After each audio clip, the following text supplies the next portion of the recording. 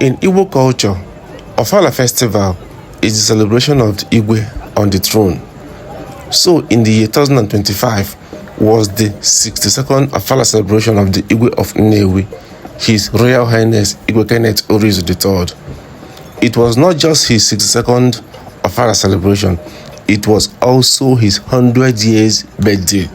And that was what made the Ofala Nnewi of the year 2025 very outstanding. And guess what? More than 30,000 people attended the Ofala celebration of 2025 in Nnewi. Sit back and enjoy this video of the most attended traditional event in Igbo and the most attended Ofala event in the entire Igbo land.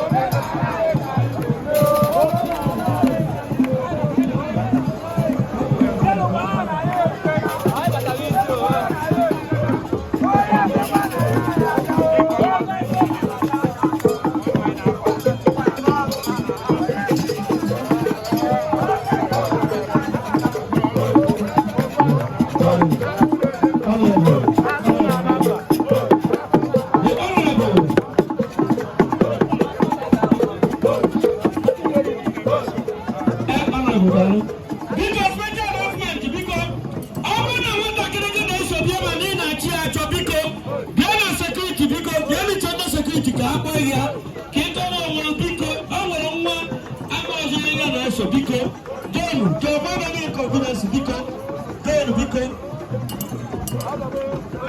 ego mpa nnukwu na honorable ọga ndị ọga ha achiama daalụ Lego Mpam member Diamond Brothers the too much.